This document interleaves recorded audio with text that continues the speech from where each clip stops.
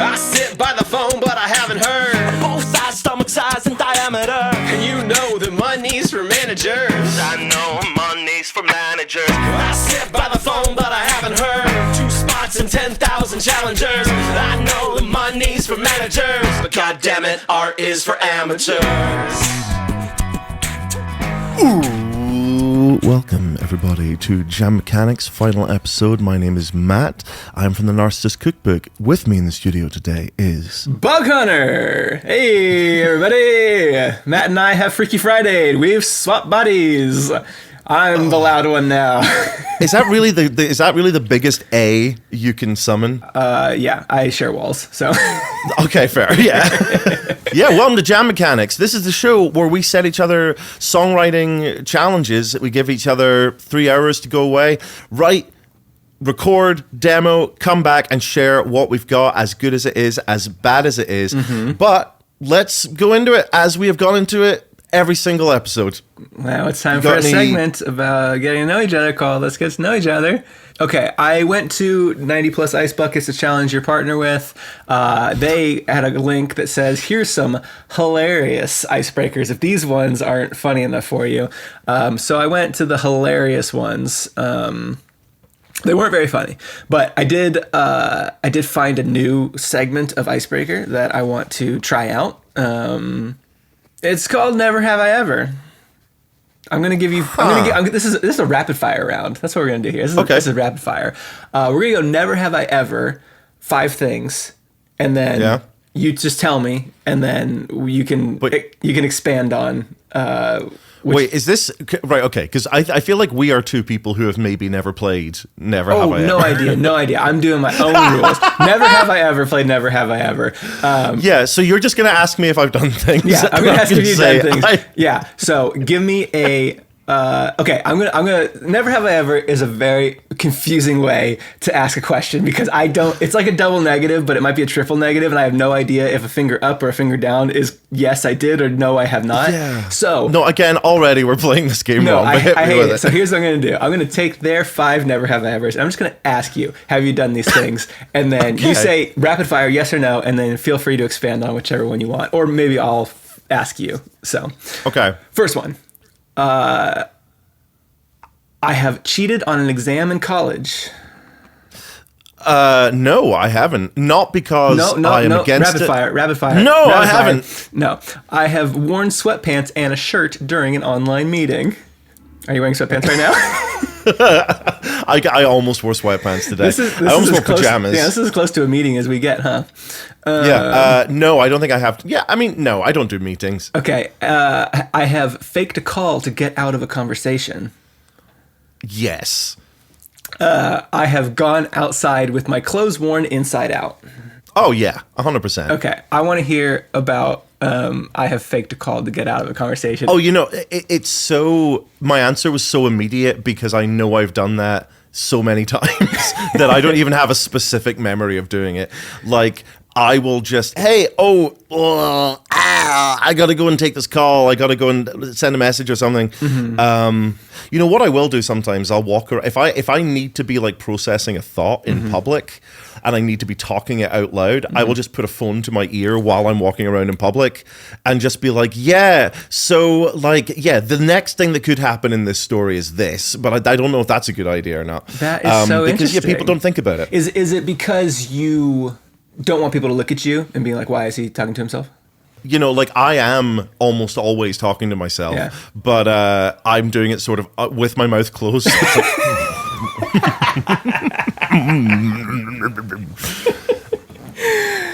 have a funny fake a call to get out of a conversation story. Hit me. This is so stupid. This is like the dumbest thing I've ever done. So my dad and I were driving pretty late at night, and my dad really, really had to use the restroom, like really, really bad. There's nothing around. There's no like gas stations open. It's like super, super late. It's like 1 a.m., right? But we were like, hotels have bathrooms, like lobby bathrooms, right? That are you can use if you are a guest of the hotel. And so we're like, okay, we're going to go in here.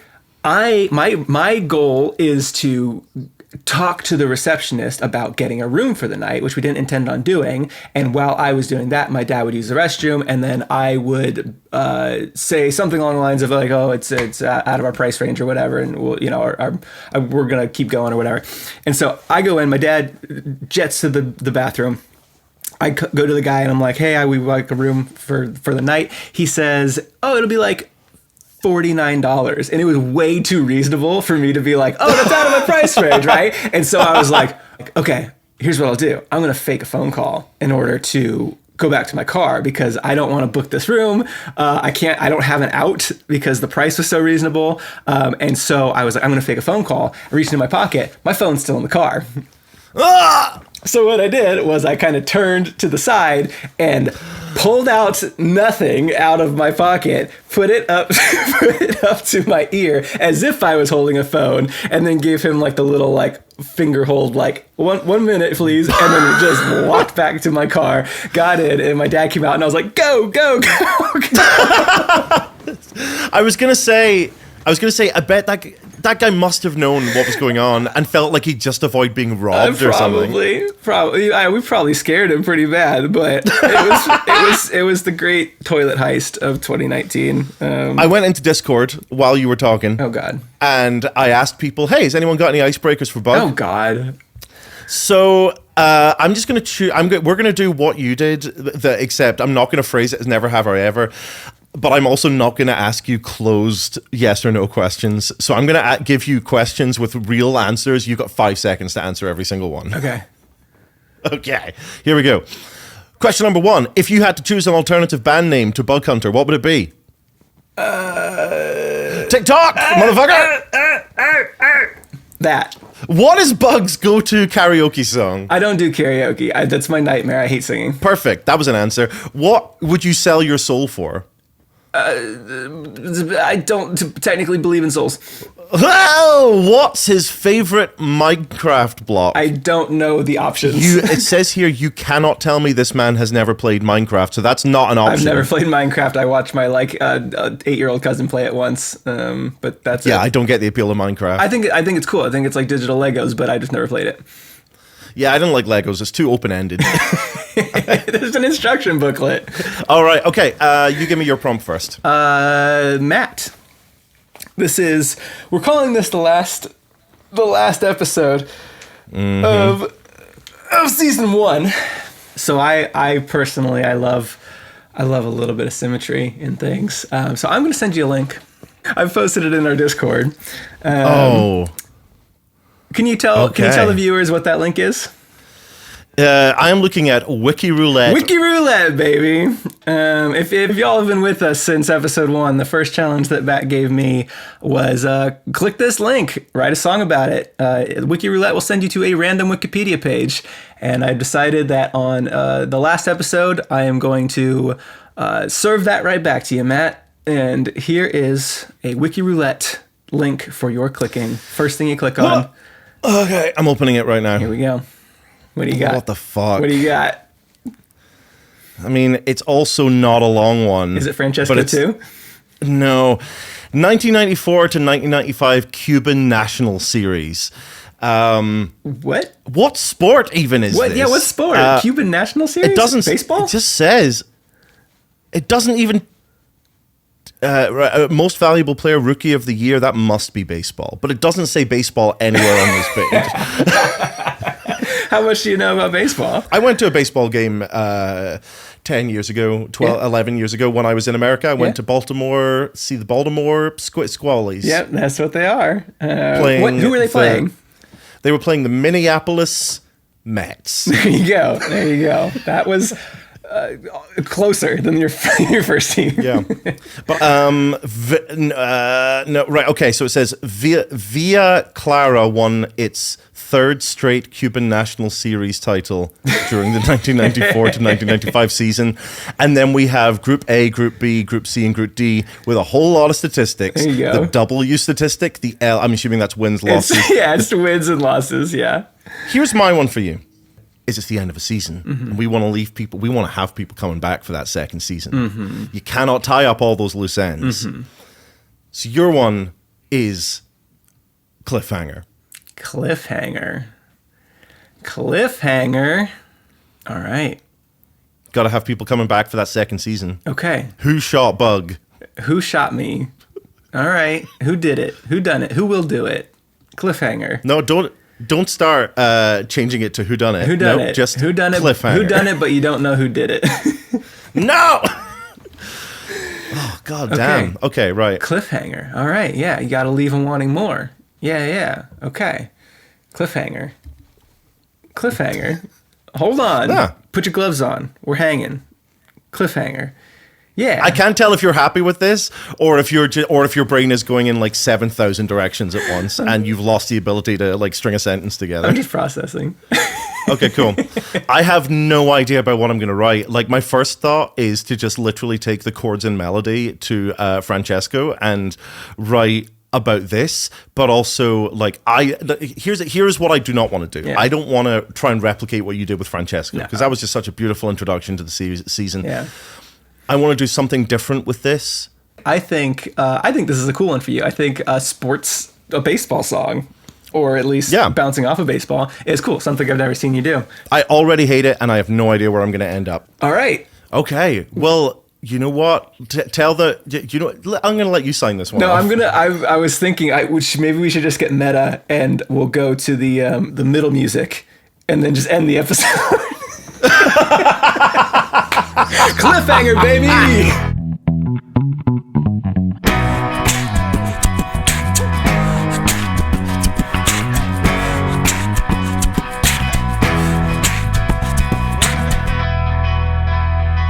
And we are back. We're back. Yeah. Yeah, it's Jam Mechanics. Thanks for waiting. We are actually giving you the second half of the episode. There won't be a cliffhanger in that regard. How are you feeling, Matt? Let me tell you everything I've learned about Cuban baseball. I'm so excited okay? to hear all about this Cuban baseball team. So Cuban baseball is like the national sport. Like, it is huge over there. Like, it is such a big deal. But because America has a sort of blockade going on with Cuba, they have this whole world of baseball players, some of which are the best in the world. Yeah. That cannot legally play for an American team. Okay. And so what would happen is that Cuban baseball teams would go and play somewhere, and they would have American teams come and meet them in American team managers come and meet them in their hotel room and say, "We want you to play for our team, but if you're going to do that, you have to forfeit your citizenship for Cuba. Yeah. You can come from anywhere else in the world, but you cannot come from Cuba." Right. And so there was this. I guess it wasn't a railroad. It was more like a shipping lane, underground shipping lane. Okay. Of Cuban baseball players leaving Cuba, going to like point A, point B, point C, and then renouncing their citizenship of Cuba, becoming another citizen of another country so that they could go and play baseball in America. Yeah. That is less so the case now, because the relationship has softened, but in the 90s, it was a really big deal. Right. That is what you got to know. And I watched a full documentary. There was this like great Cuban baseball player who wanted his kids to go off and go to America. But that is a mixed thing. That is a complicated thing that you're asking your kids to do, because they can never come back. Yeah. This is where our story begins. Cool. All right, cool. We got the history. Is any other preambles, or are we good? We good to go with the song? No, we're good. That's enough. We're good. Okay. The song that I have in front of me is called "Over the Mountains to Santo Domingo." I'm gonna hit play in 3, 2, 1, go. I am 7 years old, playing catch with my father in a baseball field in central Havana. The crowds have all left, the stadium lights are still on. Someone approaches, asks for a signature. He smiles and beckons me over, says you can have mine, but his will be worth more one day. And this is the story he's writing. I am the hero and he's watching me go over the sea to Haiti, over the mountains to Santo Domingo. Dreams around here are disloyal. They'll run off and come true for somebody else. Well, I don't know, Dad, that's a strange way to tell me to leave and never come back.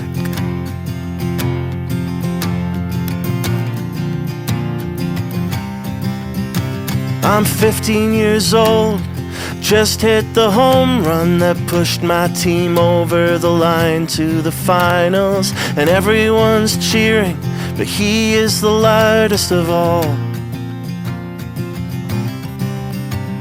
I want us to go for a meal with my brothers, but he knows a guy that he wants me to talk to. He drags me away to talk money and mansions and fame.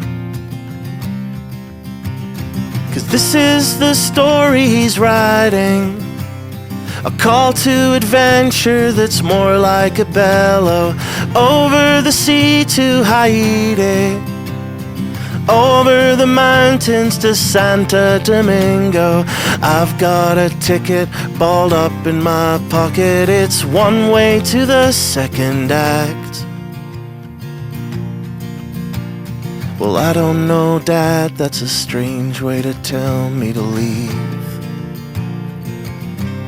and never come back.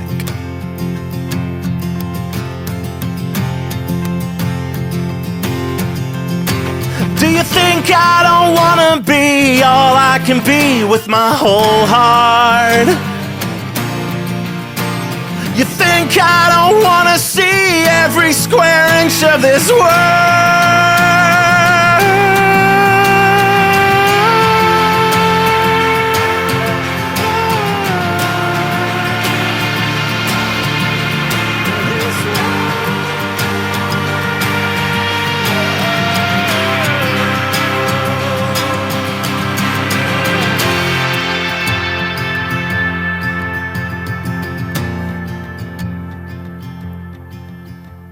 I'm 40 years old, playing catch with my girl in a diamond we set up right in our back garden. 4 out of 5 times our dog gets the ball before us. My neighbors are trying to figure out where they recognize me from. Hey, weren't you once someone? And I just say no, you must be thinking of my dad. This is the story we're writing. Me and my daughter can be who we wanna be. You still come over on Sundays. She runs for a hug when you park in the driveway. And sometimes when she's falling asleep, we go out and play catch in the yard. And I know that that is a strange way to say I forgive you. Maybe one day I'll say it out loud.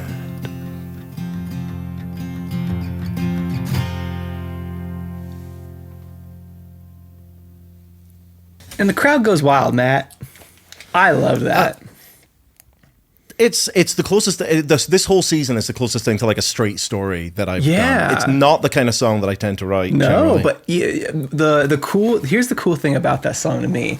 That was a Scottish person writing a classic Americana song about a Cuban baseball player, and that's cool. How cool is that? There's never been a song like that. I felt really weird being like, I hit the home run that took us to regionals. Everybody, get your Cracker Jacks. It's the 7th inning stretch. Let's talk about what's good. Let's talk about what's good and what I liked and what you liked.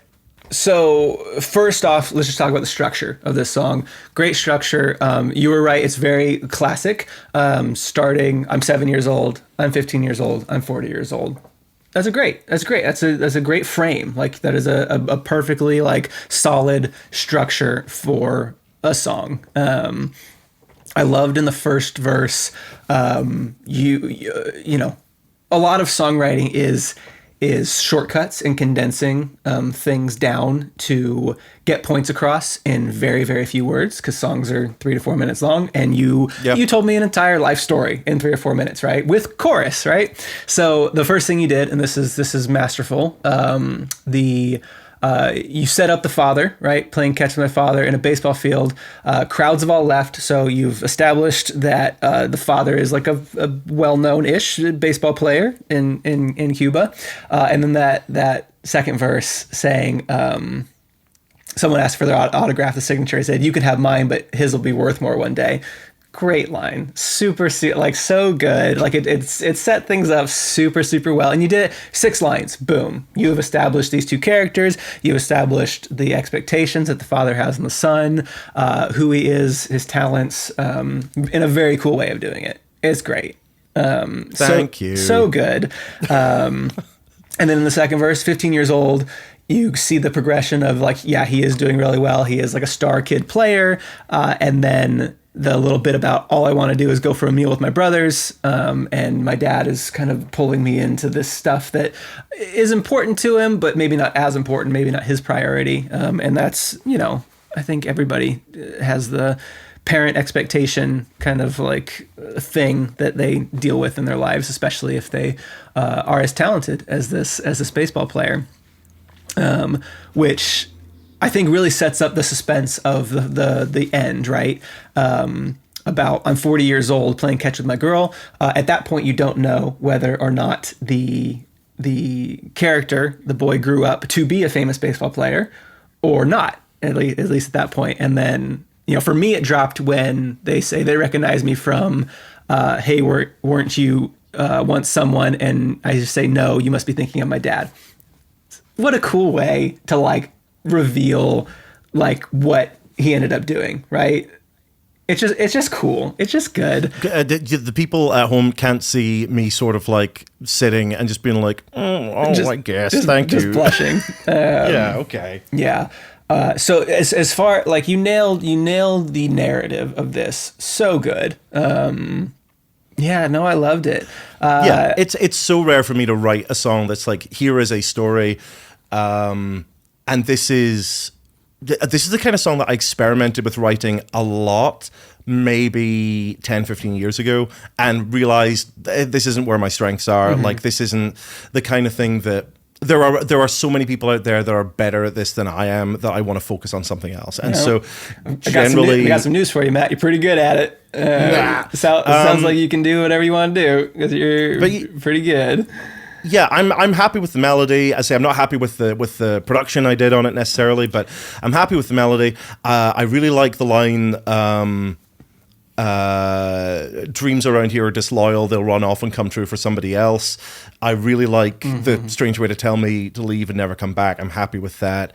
The bridge has just this little this you don't get a lot of insight into how the kid feels, and I feel like the bridge, my understanding of what a bridge should do is a bridge should be give you a bit more insight into something else. Like, if you hit a bridge and it doesn't really say anything new, then you're not doing what you should do with the bridge. It should take you somewhere new emotionally. And I feel like the bridge saying, "You think I don't want to fucking go out and see all these things?" You know, that felt like a reasonably good place to take the bridge. Yeah.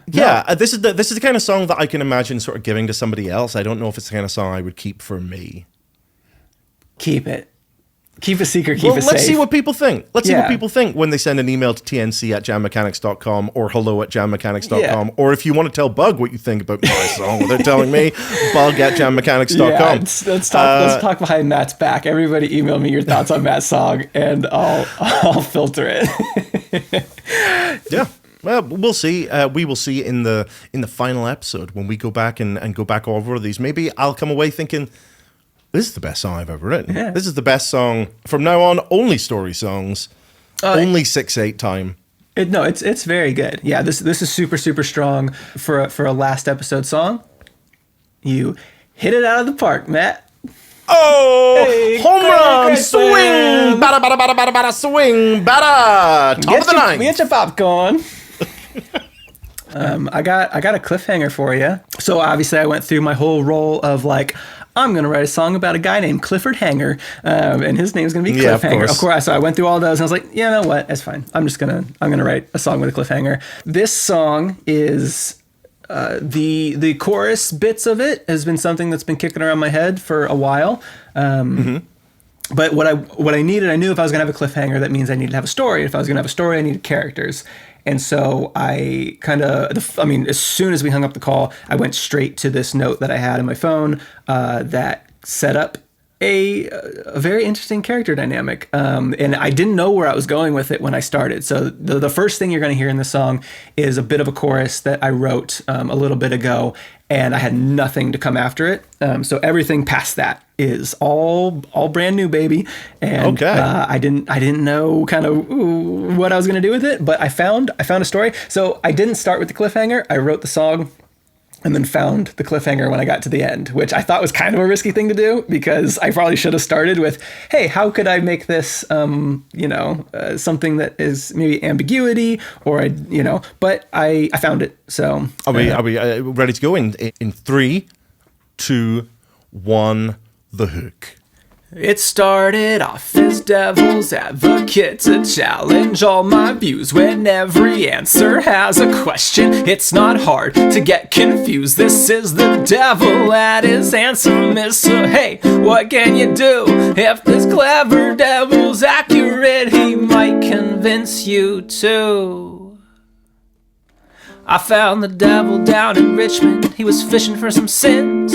He was perched up on a cloud. I found him humming gospel hymns. I says, you ain't got a license. This is twice I've caught you here. My indictment's met with silence. He just beckons me, come near. He goes, watch the bobber in the water down below the pole. When a sinner takes the bait, all that's left to do is pull. You can see the sweet relief on all the faces of their victims. It's a vicious job, but I acknowledge I am quite addicted. Then the pole was in my hand and I cast my hook out far. This is how it all began. This is how my spiral started. Off as devil's advocate to challenge all my views when every answer has a question. It's not hard to get confused. This is the devil at his handsomest. So hey, what can you do? If this clever devil's accurate, he might convince you too.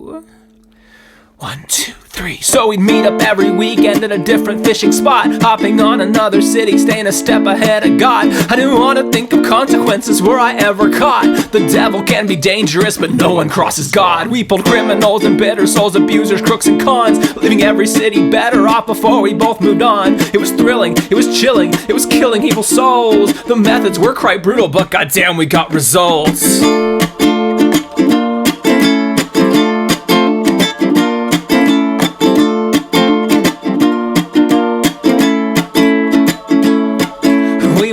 Up in Amsterdam and cleaning off our hooks. I took a chance to count the bounties. Now I wish I'd never looked. I found a kid inside his bucket. What the hell? He's barely 8. He said he must have been a sinner after all. He took the bait. It started off as devil's advocate to challenge all my views when every answer has a question. It's not hard to get confused. This is the devil at his handsomest. So hey, what can you do? If this clever devil's accurate, he might convince you too. I am an angel.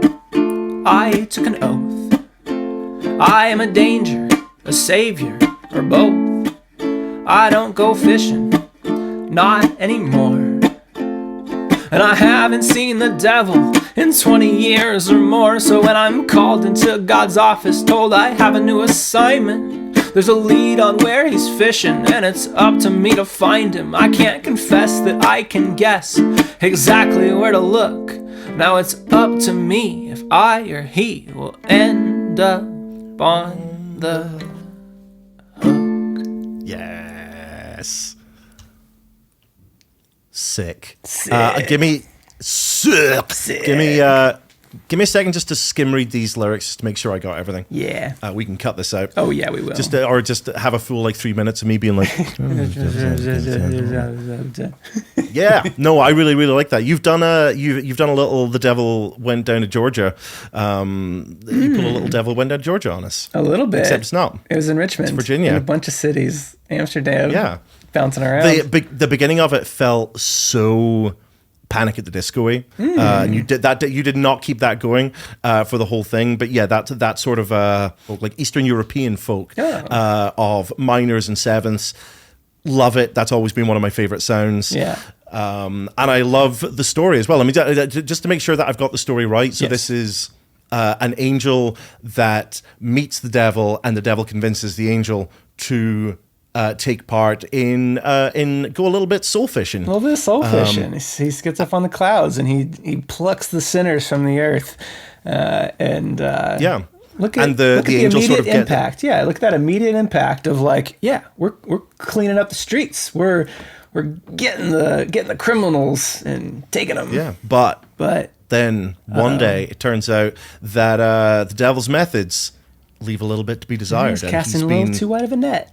Exactly. So the angel says, no more of this. But then gets called into the office and says, hey, we just figured out where the devil is. You got to go and check this out. And the devil, the angel's just like, do I want to, that was a dangerous world for me. Yeah. I got really into it. Yeah. Yeah. I was going on forums. Real dangerous world for me. I don't know if I can do it. But I bet the angel hasn't told his people. Oh no, he's kept this a secret for many, many years. Oh, season 2! Oh, what's gonna happen? Yeah, I like that a lot. I really liked all the time changes. Was it meant to be a twist that the main character was an angel? Not a twist. I don't think so. I think in my head it was always that way. But I think it was just a little bit more of like, needed to be spelled out at the end, just in case there was like any confusion. But because it starts as I found the devil down in Richmond. He was perched up on a cloud. So I just kind of assumed like it almost seems like, the main character is like a park ranger in heaven. Like, so I assume that kind of would lead to, he's an angel. He's an angel cop. He's a, whatever the equivalent of a park ranger is. That's what he is.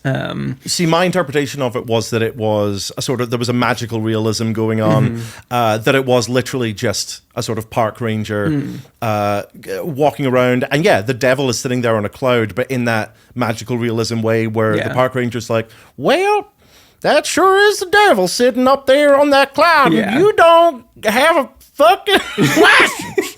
I had to cut all of those accent parts out of the song, but yeah, basically.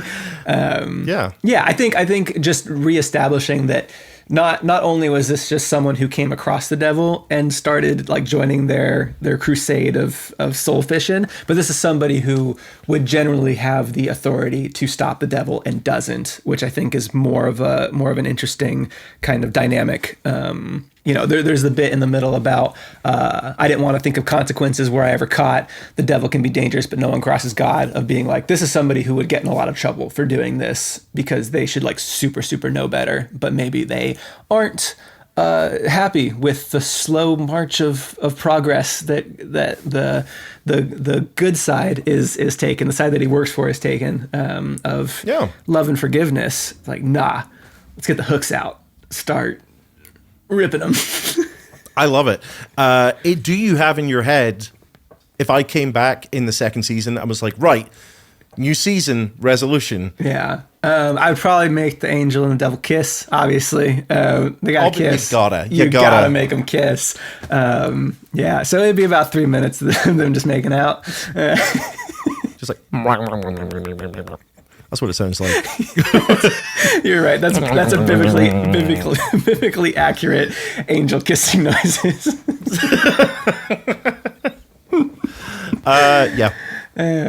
Yeah. Very cool. Yeah, no, I was happy with this. I think for me, this was a one taker. I have tried, I think, for most of the Jam Mechanics episodes to like record to a tempo and then do a guitar track and then do a vocal track and then mess around. But for me, the time changes and the rhythm changes of this were just so all over the place. And I really wanted to kind of get a little more dramatic with some of the timings that I was like, I'm not going to mess with the tempo stuff here. I will mess it up. So I just did one take, single mic, and then I added instruments on top of that, which was mostly some gospel chorus-y kind of sounds. Which I loved. Yeah. Did you do that yourself or was that synth? Synth. MIDI synth, baby. Yeah. I tried to. You just went to the setting. Yeah, and I was like, it didn't work. So I was just like, you know what? It's a demo. I want people to kind of know where my brain is on the arrangement, not exactly what the arrangement is. And that's where my brain is on the arrangement, because I do drop that little thing about him being perched upon a cloud. I found him humming gospel hymns. And so once they kind of get into cahoots with each other, those kind of start just to kind of like give the I'm on board, I'm also there. We got these hymn kind of sounds. And then they cut off as soon as he finds a kid in the devil's bucket of souls. As soon as he says the word kid, they just stop and they never come back, which kind of represents the snapping to reality moment for the protagonist of the song. Well, you know what? End of season. 10 episodes. Incapable of making a bad Jam Mechanics season. I don't know. We can't do it. We can't do it. We'll see with season 2, I guess. This is not the last episode. No. We are planning to do a retrospective where we're going to come back in another 2 weeks. We are going to go back over every song we've recorded, and we're just going to give our thoughts about it. We haven't actually figured out how we're going to do this. It would be really fun to have people send us thoughts, and we can kind of do like a mailbag kind of episode, not only with just our thoughts on things, but other people's thoughts on things. So if you want to have your thoughts on any of the 10 episodes discussed, send us an email. I think hello@jammechanics.com is probably the one. Send us an email about your thoughts. I think maybe we're not looking for this one was really good, this one was really bad, because there's not really much that we can like expand on that. But if you have like questions about any specific episodes or songs, or things that maybe you thought while you were listening that we didn't then discuss afterwards, like those kinds of questions. In the meantime, you can get this episode on jammechanics.com or jammechanics.bandcamp.com. They are free to download, or you can pay what you want on either platform if you want to support the show. Yeah, thank you so much for joining us every 2 weeks for the last 20 weeks. Yeah, 4 months. Yeah, that's crazy. Yeah, this all started as like a little idea in the van. Going, wouldn't that be fun and dumb? Yeah. Do you want me to? Yeah. It's. I think it's my turn to it lead is. us off. Yeah. Do you want to play us off for the second to final episode? And do not forget, we are back in 2 weeks with the retrospective. Bug, here we go. Take us home. This is the end of Jam Mechanics, but only season 1. This is the end of Jam Mechanics. I hope you all had fun. So if you like Jam Mechanics and you have a couple friends, jam these songs into their ears and gently kiss their head. Yay! Good ending. I sit by the phone, but I haven't heard both sides, stomach size and diameter. And you know the money's for managers. I know money's for managers. I sit by the phone, but I haven't heard 2 spots and 10,000 challengers. I know the money's for managers, but goddamn it, art is for amateurs.